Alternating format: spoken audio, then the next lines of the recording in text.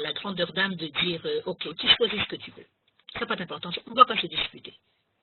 Tes bergers se disputent avec les miens, et ça ne se fait pas entre êtres humains et entre proches, entre gens d'une même famille, de se disputer de telle façon. Donc, je te laisse le choix. Choisis ce que tu veux, et Lot, évidemment, prend la meilleure partie, qui est qui part à Yarden, et de là jusqu'à Sdom, où c'était un endroit très florissant et très riche, et c'est là-bas qu'il va faire paître ses troupeaux et se développer. Et on aurait pu croire que, bon, Abraham, il a perdu dans l'affaire, il a perdu dans l'échange, et ça lui aurait peut-être laissé un goût amer dans le cœur, même s'il a cédé. Il a cédé, mais il n'a pas beaucoup de sympathie à présent pour Lot. Mais contrairement à ce qu'on pourrait penser, on voit que dès qu'il entend que Lot a été captivé, a été pris en captivité, il fait tout son effort, tout ce qu'il veut pour aller le libérer. Et il aurait pu être indifférent, il aurait pu être à la limite même content, en se disant voilà, il m'a dit allô, il l'a mérité. Avec ce qu'il a eu comme comportement, après tout ce que je lui ai fait comme bien, c'est comme ça qu'il m'a rendu la monnaie de la pièce. Et non, nous voyons que il a un grand dévouement, il se porte au secours de Lot, et il va même faire la guerre pour le libérer. Mais on pourrait encore dire, ok, ce bon œil, cette sympathie, cet amour que divulgue Avraham Avinu pour Lot, on pourrait dire, ok, ça fait partie de la famille. Et dans la famille, c'est normal qu'on fasse des efforts, qu'on s'entraide les uns aux autres, et ce n'est pas quelque chose de tellement extraordinaire. Mais voilà que la Torah nous révèle un autre événement. Nous voyons qu'il y a 3 anges, et ces 3 anges sont des idolâtres. Et nous savons qu'Avraham Avinu était contre l'idolâtrie, il a même cassé les idoles de son père. Et donc pour lui, c'était un combat contre l'idolâtrie. Il avait pris une position bien ferme contre l'idolâtrie. Et le 3e jour de sa Brit Mila, il est malade, enfin il est souffrant, il est déjà vieux, il a passé 90 ans, et on voit qu'il court pour aller chercher ces 3 hommes, ces 3 malachim apparemment, qui sont en route et qui ont les pieds pleins de poussière. Il les fait rentrer dans sa tente et il leur lave les pieds, alors qu'il sait que ce sont des gens qui se prosternaient à la poussière de leurs pieds. Donc lui, avec tout le combat qu'il mène contre l'idolâtrie, ça ne l'empêche pas de pouvoir être enthousiaste dans la volonté de les recevoir en tant qu'invités sous sa tente. Il peut y avoir une guerre d'idées, on ne peut ne pas avoir les mêmes opinions, on peut même avoir des opinions tout à fait différentes, mais quand il s'agit d'honorer des créatures, eh bien on voit que son amour n'a pas de limite. Il les fait rentrer chez lui, il incite sa femme, Sarah, à courir, aller faire à manger, faire des gâteaux, les recevoir, etc. Et c'est l'accueil qu'il leur réserve. Et l'on pourrait dire, ok, ils sont peut-être Ovdei Avodah Zara. Ils sont des idolâtres. Alors, avec la famille, on a compris. Avec des idolâtres, ils peuvent être des idolâtres, mais ce sont peut-être des gens bien, des gens gentils. Ils ont des fautes de compréhension spirituelle, mais à la limite, ce sont des gens qui peuvent avoir bon cœur. Donc, à la limite, on pourrait encore comprendre le dévouement d'Avraham Avinu pour ce genre d'invité. Mais nous voyons que quand Akadosh Baruch Hu décide de détruire Sodome, il en fait part à Abraham, puisque Abraham devient petit à petit son homme de confiance. Dans ce monde-ci, il fait part à Avraham Avinu qu'il va détruire Sodome. Et nous voyons que Avraham Avinu discute, prend la défense de Sodome, fait une plaidoirie enflammée, et il discute même au point de dire Khalil al-Kha, comme s'il dirait, mais tu n'as pas honte, il dit à Kadosh Baruch Hu, de détruire une ville entière. Et s'il y avait dans cette ville 50 sadikim, et s'il y en avait 40, et s'il y en a, etc., il arrive à pouvoir se poser en adversaire presque contre Akadosh Baruch Hu, si on peut se permettre de dire une phrase pareille, pour défendre l'avenir de Sodome. Ça nous interpelle. C'est quoi cet homme? C'est quoi cet amour? D'où provient-il? Comment peut-on nous inspirer, nous imprégner, nous éduquer à pouvoir révéler en nous, ses enfants, ce que l'on apprend qui était en lui? En fait, dans la conception d'Avraham Avinu, il n'existe pas de royaume dans le monde. Le royaume du bien et le royaume du mal. Le royaume des idolâtres et le royaume des croyants. Le royaume des gentils et le royaume des méchants. Il n'en existe qu'un seul. Et ce seul royaume est celui d'Akadosh Baruch Hu. C'est lui le créateur. C'est le créateur unique.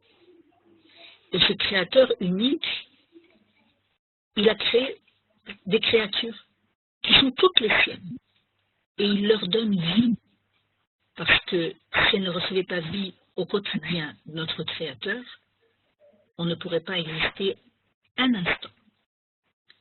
Donc de ce fait-là, si Avraham Avinu aime tellement son créateur, on ne peut pas aimer son créateur sans aimer ses créatures. L'amour des créatures proviennent de l'amour qu'Avraham Avinu ressent pour Akadosh Baruch Hu.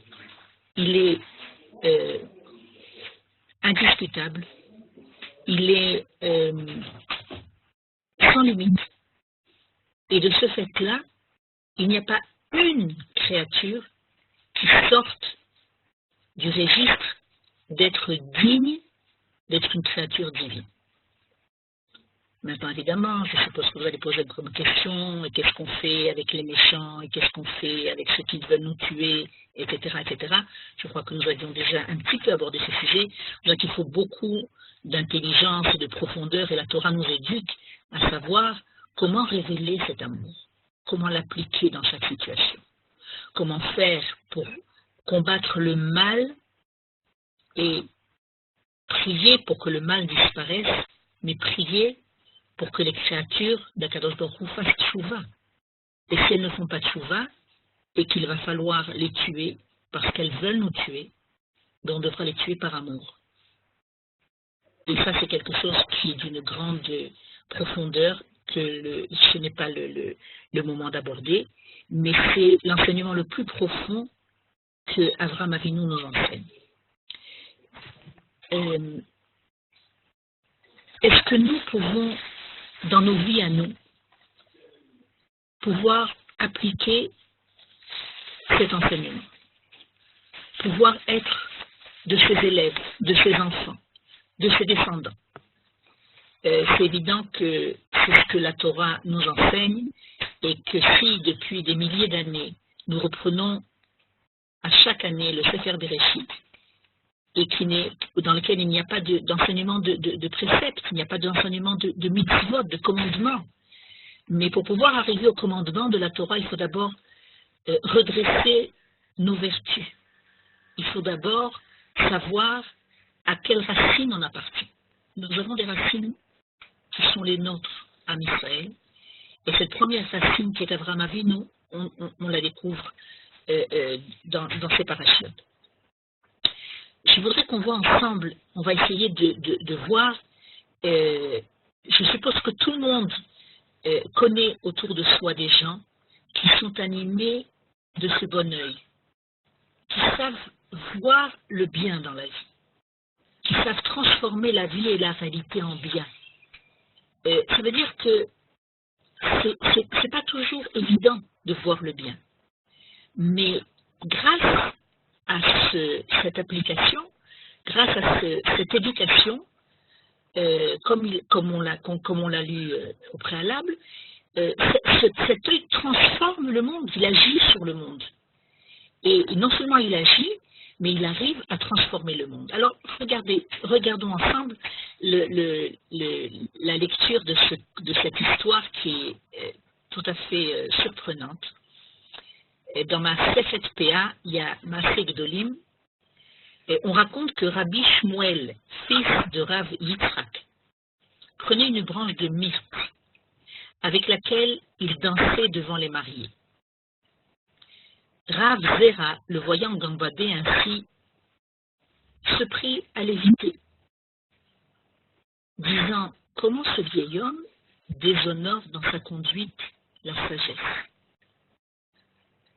Lorsque décéda Rav Shmuel, fils de Rabbi Yitzhak, le ciel retentit. Et on entenda les tonnerres et les éclairs, et une voix retentit annonçant le décès de Rav Shmuel. Et cette voix ajoutait « Octroyez à Shmuel les honneurs qui reviennent à un tel homme. » Tous sortirent pour accompagner son cortège. Soudain une flamme surgit du ciel, prenant la forme d'une branche de myrte, et se dressa entre le cortège et le corps de Rav Shmuel. Et tous comprirent que ce vieil homme avait fait dans sa vie avec cette branche de myrte, le plaçait dès lors au-dessus des hommes. De quoi il s'agit exactement? Le Rav Shmuel, fils de Rabbi Yitzhak, allait dans les mariages. C'était un vieil homme, c'était un vieux Rav. Il allait dans les mariages et il chantait et il dansait devant les mariés, devant les calottes. Et les gens qui le regardaient, les autres rabbinim, comme Rabbi Zera, on le voyait gambader comme un genou devant les calottes, et ils avaient honte de lui. Parce qu'ils avaient honte. Ils se gênaient en disant, mais comment ce vieil homme déshonore la sagesse par sa conduite? C'est une boucha, c'est une honte. Nous, les rabbinim, nous sommes des hommes respectables, nous sommes des hommes sages, qui, comme ça, dansaient devant la Kala avec une branche de myrte et gambader comme un jeune. Mais ça fait pas partie de notre honneur, de notre rang. Et donc, il crée autour de lui, il a créé autour de lui une discussion. Est-ce que Bémet, c'était quelque chose qui était digne d'un sage de se conduire de cette sorte? Et on a dû attendre de longues années pour avoir la réponse, puisque ce n'est seulement que lorsque Rav Shmuel décéda, que le ciel décida de trancher. Et que pendant comment c'est marqué en hébreu, pendant 3 heures, là on a raté un mot, pendant 3 heures, le ciel retentit de tonnerres et d'éclairs. C'est-à-dire qu'il y a eu vraiment une intervention divine qui a bouleversé tout le monde pendant l'enterrement de Rabbi Shmuel. Et probablement que les gens ne voulaient pas sortir.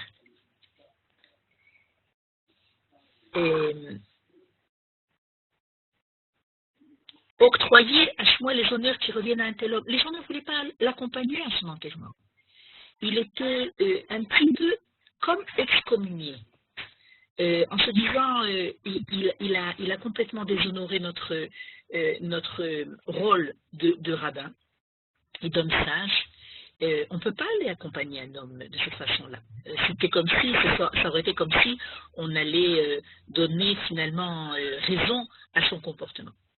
Et il a fallu que le ciel intervienne et que le ciel retentisse d'une voix et dise Gemoulo Chesedimo, Karaoui les ish kamo. Octroyer à lui les honneurs qui reviennent à un homme comme lui. Yatsu ligmol chesed im nishmato le lavota. Donc ils sont sortis pour l'accompagner, pour accompagner son cortège, mais il y a eu une flamme qui surgit du ciel, prenant la forme d'une branche de myrte. Cette fameuse branche de myrte avec laquelle il dansait devant les calottes. Et cette flamme se dressa entre le cortège et le corps de Rav Shmuel. Ils n'ont pas pu approcher le corps de Rav Shmuel. Et tous ont compris que ce qu'il avait fait avec cette branche de myrte le plaçait dès lors au-dessus des hommes. On va essayer un petit peu de comprendre. Ketzad meragdim lifnei akala. Il y a une question que les sages se posent. Comment est-ce qu'on danse devant la kala? Alors, il y a les élèves de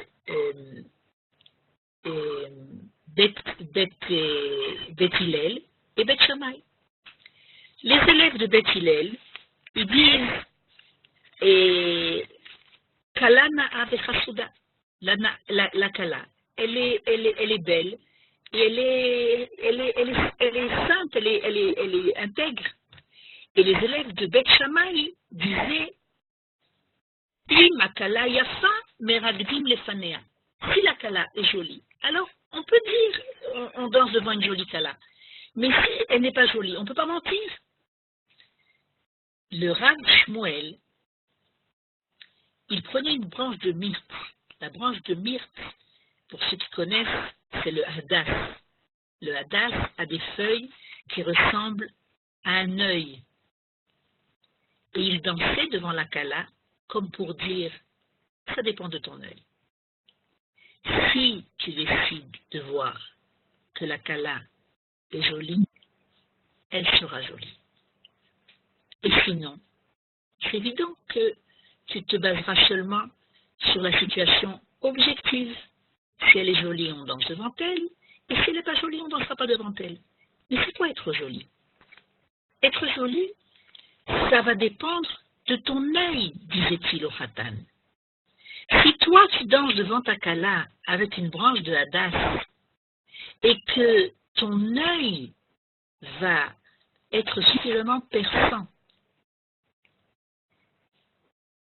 et voir dans la profondeur de l'âme de la kala toutes les vertus qui existent, tout le potentiel qu'elle a et qu'elle va développer au courant de sa vie, tu vas voir comme elle va être belle, ta kala.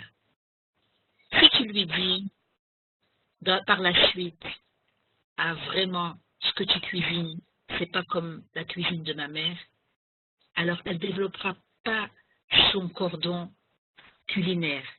Mais si elle fait un plat, et que dans le plat qu'elle fait, tu vas savoir trouver l'effort qu'elle a fourni, et de voir comment elle a mis la table, et de voir comment elle y a mis son grain de sel personnel, et bien tu vas voir qu'elle deviendra un cordon bleu. Et quand elle s'habille, si tu lui dis qu'elle a grossi et qu'il faudrait qu'elle fasse le régime, elle va petit à petit perdre confiance en elle. Mais si tu lui dis quelle belle couleur, comme ça va à ton teint, et comme c'est joli, comme tu as mis une petite touche sur le coin de ton œil, comme ça va bien avec la couleur de ta robe, comme ton foulard est accordé à ta robe. Mais si tu sais lui dire, si tu sais la voir avec un bon œil, mais elle va être la plus belle des calottes. Et ça, c'est l'enseignement que Rabbi Shmuel venait donner en tant que premier cours de Zogiout. Premier cours pour les couples qui commençaient leur vie de mariage. Et ce cours-là, il était tellement important qu'il s'en fichait bien, il s'en fichait pas mal de danser, de se faire passer pour un jeune écervelé. C'était pas important.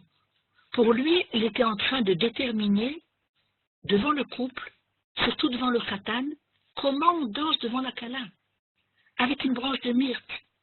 Cette branche de myrte qui est la forme d'un œil, d'un bon œil. Parce que comme on l'a vu, regardez, grâce au bon œil avec lequel il regarde le monde dans sa vérité, c'est quoi sa vérité? C'est sa profondeur, c'est son authenticité. Alors il agit véritablement sur le monde et ses complexités. C'est vrai qu'il y a des complexités dans le monde. C'est vrai que le monde est complexe, que le monde, on n'arrive pas toujours à percer, à découvrir les profondeurs qui existent. Eh bien, si tu as un bon œil, tu arriveras à faire sortir le monde de ses complexités. Tu arriveras à faire sortir tes enfants de leurs complexes, ton épouse de ses complexes, ton mari de ses complexes, jusqu'à les sortir de leur bassesse. Et à ce moment-là, on va tout fleurir et s'épanouir dans la joie. Parce que qu'est-ce qui permet au monde de se réaliser? C'est l'œil avec lequel on le voit. Et c'est dommage, je voulais vous envoyer encore une source, mais je n'ai pas eu l'occasion de le faire. Donc je vais vous la lire, parce que je crois que c'est une source qui est vraiment très surprenante et en même temps qui va encore nous faire avancer un pas de plus dans cette compréhension de comment le bon œil et la volonté de faire le bien transforment la vie. C'est vrai qu'aujourd'hui, il y a beaucoup de psychologie qui disent, beaucoup de psychologues qui disent une approche positive, un regard positif. On sait que ça marche, mais c'est du pragmatisme. Mais bon, un pragmatisme pareil, c'est mieux qu'un pragmatisme négatif. Mais là, ce que nos sages sont en train de nous révéler, ce sont les clés de pourquoi cette méthode, sur quoi elle est fondée. Pourquoi Avraham Avinu, il s'appelle Avraham. Il y a quelqu'un qui veut intervenir?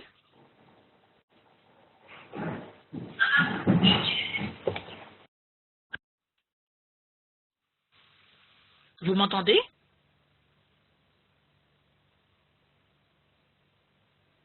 Vous m'entendez? Tout est ok, Léa, tu peux continuer. On se pose la question de savoir, mais pourquoi Akadosh Baruch Hu aime tellement Avraham Avinu? Pourquoi il s'appelle Avraham Ohavi? Il m'aime, je l'aime, on a un amour réciproque. Alors, il y a un texte qui dit comme ça. L'homme, par sa volonté et ses actes, fait pencher le monde. Des écrits de nos sages, nous apprenons que l'homme est un élément essentiel dans le monde. En quoi? Il accomplit une mitzvah. Heureux soit-il, car il fera pencher le monde vers le mérite. Il accomplit une faute. Pauvre de lui, car il fera pencher le monde lui-même vers la dette. C'est-à-dire que l'homme, individuellement, dans sa petite vie privée, il peut être déterminant dans le sort du monde entier. Comment ça marche? Il s'avère que le monde est plein de lumière et de ténèbres, d'ordre et de désordre, de réparation et de chaos. Et l'homme en est le concentré, et le monde entier se reflète en lui. En effet, ça c'est moi qui rajoute, il y a dans l'homme aussi des penchants vers le bien, des penchants vers le mal, des aptitudes de vouloir être bon, de vouloir être mauvais, des penchants.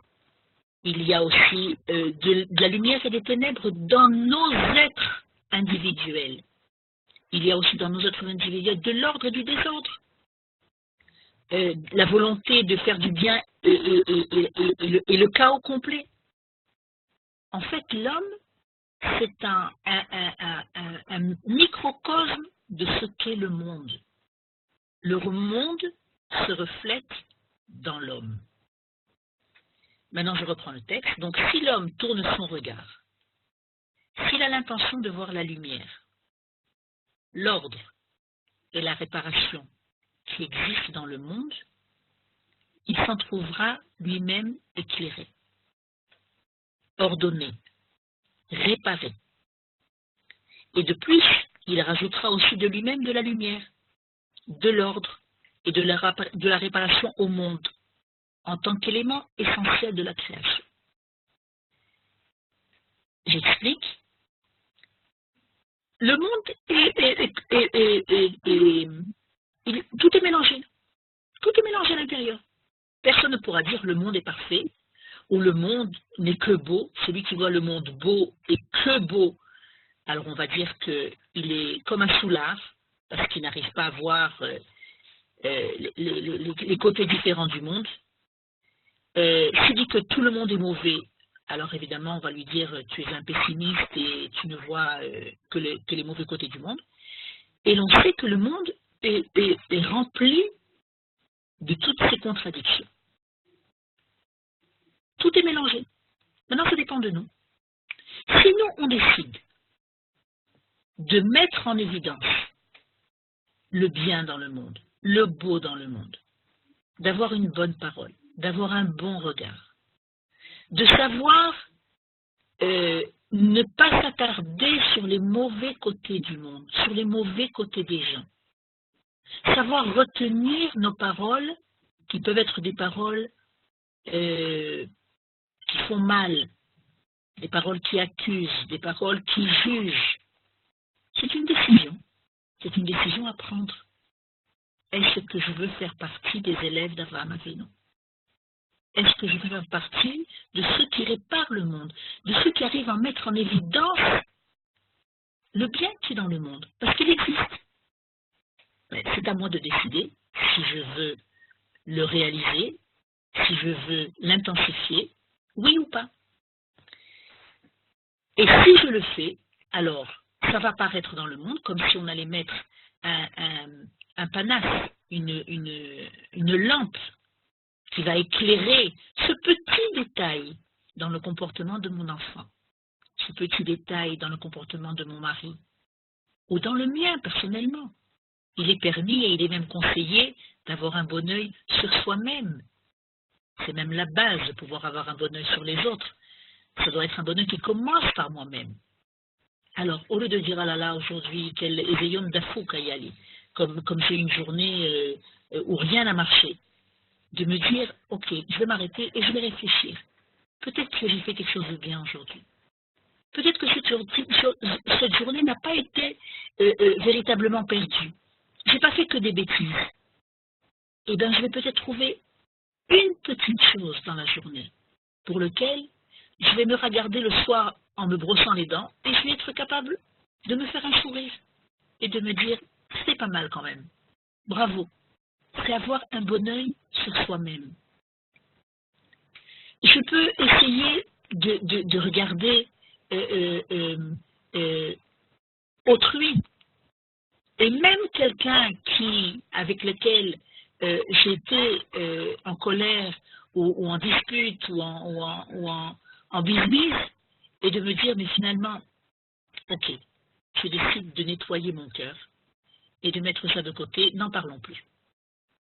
C'est ce qu'on voit que le soir, quand on va dormir, avant de faire la Kriyat Shema, on a une prière spéciale pour demander que Dieu nous aide à effacer les gens qui nous ont fait de la peine, les gens qui nous ont touchés dans notre argent, dans notre honneur, par leurs actes, et surtout qu'ils ne soient pas punis pour ce qu'ils ont fait, et que le ciel ne leur en tienne pas rancune. Parce que moi, je demande de ne pas leur tenir rancune. Ça veut dire qu'il y a un effort à faire pour faire pencher le monde dans son côté caché avec lequel Dieu a créé le monde. Ça veut dire que quand Dieu a créé le monde, dans chaque jour de la création, il est marqué Vayar Elohim Kitov. Et Dieu a vu que c'était bien. Il a fini la création du premier jour, et il a vu que c'était bien. Il a créé le deuxième jour, et il a vu que c'était bien. Eh bien, il est où ce bien? Il est où ce bon? Vayar Elohim Kitov. Eh bien, il est caché dans le monde, ce bien. Ce bon est caché dans le monde. Le monde en hébreu se dit Olam, de la racine de Ne'elam. Ne'elam, c'est caché. Le monde, c'est comme si c'était un voile qui cachait le bon qu'Akadosh Baruch Hu a créé. Et c'est à nous, les hommes, ses associés, ce peuple qui fait partie d'Abraham Oravi, celui qui aime le monde de Dieu, celui qui aime les créatures de Dieu parce qu'il aime le Créateur. Et il est associé pour révéler tout ce que Dieu a mis de bon dans le monde. Je continue le texte. Je reprends donc. Donc, si l'homme tourne son regard, s'il a l'intention de voir la lumière, l'ordre et la réparation qui existent dans le monde, il s'en trouvera lui-même éclairé, ordonné et réparé. Et en plus, il rajoutera aussi de lui-même de la lumière, de l'ordre et de la réparation au monde entier en tant qu'élément essentiel de la création. C'est-à-dire que lui, il va mettre en évidence la lumière qui se trouve dans le monde, la lumière cachée, il va la mettre en évidence, mais le fait de l'avoir mis en évidence, le monde ne sera plus éclairé, mais de par là, ça va l'éclairer à lui aussi. Il va se trouver éclairé de la lumière qu'il a révélée dans le monde. Ça a un effet de réciprocité. Si je mets mon regard sur le bien, je vais révéler le bien. Mais ce bien va m'éclairer. Donc le monde va avoir encore plus d'éclat, de bonté. Et la suite est, mais s'il se retourne vers l'autre côté, vers les ténèbres, le désordre et le chaos, il s'en trouvera lui-même inondé et rajoutera des dégâts qui se répandront sur toute l'existence. On a le choix. On peut décider qu'on va toucher du doigt les défauts des autres, les manques dans le monde. Et on dira à mon fils, tu sais, tu as peut-être à ma fille qui est venue et qui m'a apporté un verre d'eau, il s'est renversé sur la table. Je pourrais décider de dire merci pour le verre d'eau ou de dire maladroite, comment tu as renversé le verre d'eau. Alors, si je décide de voir merci ma fille, merci ma chérie, pour le verre d'eau que tu m'as apporté, alors je vais l'éclairer à elle. Son regard va se remplir de lumière et son sourire va m'éclairer à moi. Et la maison va s'en trouver éclairée. Mais au moment où je vais lui dire maladroite, tu as renversé le verre sur la table que je venais de nettoyer, son regard va s'assombrir. Moi, je vais me trouver assombrie de voir son visage et la maison va se remplir d'ombre. Et la suite est qu'il ne se trompe pas de croire que la puissance de l'homme à influencer vers le bien ou le mal soit réservée aux sages ou aux érudits. Non, chacun peut enrichir le monde entier de son trésor spirituel s'il a la force de le découvrir. Chaque homme, aussi simple soit-il. Évidemment, on pourrait se dire, ok, alors c'est bien beau, on parle d'Avraham Avinu, on parle de Noavot, de Noïmaot, on parle d'un Rav comme Rav Shmuel, fils de Rav Yitzhak, qui a su faire ce qu'il a fait. Mais bon, qui en est nous? Qui en est nous? Pour pouvoir influencer le monde, pour pouvoir transformer le monde, pour pouvoir le faire sortir de ses bassesses, pour pouvoir agir sur les complexités du monde. Quel pouvoir on a? Et le Rav de nous dire non, ne crois pas que ce soit réservé aux sages ou aux érudits. Non, chacun peut enrichir le monde entier de son trésor spirituel, s'il a la force de le découvrir. Il faut savoir qu'il a un trésor spirituel. Il faut savoir qu'il a la volonté de faire le bien. Il faut savoir que cette volonté, il faut savoir que ce bon œil transforme le monde. Si tu as fait le découvrir et si tu apprends à le connaître en toi, tu vas transformer le monde entier. Chaque homme, aussi simple soit-il. Et la dernière phrase de ce texte est « car il n'existe pas de richesse plus grande que celle de l'âme, qui est la bougie de Dieu dans ce monde. » Notre âme, c'est la bougie de Dieu. regarder le monde avec un bon œil et avoir la volonté de faire le bien, c'est de laisser notre âme prendre le rôle essentiel dans notre vie. C'est-à-dire c'est quoi notre âme? Le côté divin, ce qu'on a en nous qui est divin, ce que les psychologues ne devinent même pas. Ce n'est pas mentionné dans aucun manuel de psychologie. On ne parle pas de l'âme, parce que les psychologues ne connaissent pas l'âme. Ils peuvent parler du psychisme, ils peuvent parler de l'être, ils peuvent parler de l'intellect, ils peuvent parler du comportement. Tout ça, ça existe. Mais l'âme, là, les sages sont en train de nous révéler que la chose qui agit le plus dans l'homme et qu'il faut connaître et il faut en savoir sa portée, c'est notre âme. Notre âme, c'est la bougie de Dieu. Il a mis sa bougie, il a mis sa lueur dans notre âme, dans notre être. Et c'est lui qui agit à travers nous. Celui qui décide de vouloir voir le bien, de vouloir faire le bien, de ne pas donner de la force au mal, il est associé à Dieu à continuer à construire le monde. Et en ça, Abraham est appelé Abraham Oravi. Je t'aime, Abraham. Je t'ai choisi pour être mon associé. Et au travers de toi, il y a tes enfants, il y a ton peuple. C'est un peuple qui n'a pas choisi sa nature. C'est ainsi que je l'ai créé. Cette nature, c'est une nature divine. On peut l'accepter, on peut la refuser. Mais elle est en potentiel. C'est notre véritable identité. Notre identité, c'est d'être un peuple qui vit cette réalité divine sur Terre. Et plus on en sera conscient, et plus on arrivera à agir sur le monde, véritablement, sur ses complexités, jusqu'à les sortir de leur bassesse et voir tout fleurir et s'épanouir dans la joie.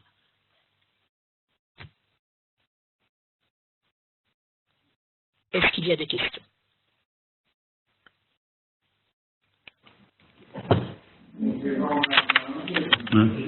Yes.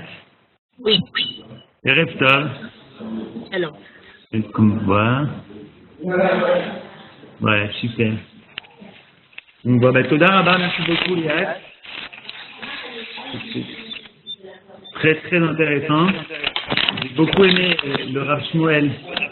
Ça fait le Hadas, c'est l'œil. Je ne connaissais pas du tout. Yes. Moi, j'y ai fait. Voilà, il y aura quelque chose de magnifique, super.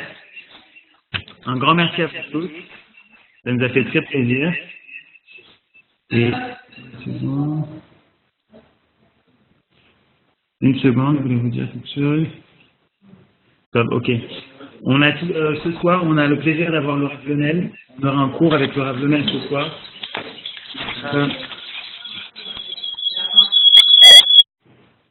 Voilà, on m'entend mieux, désolé.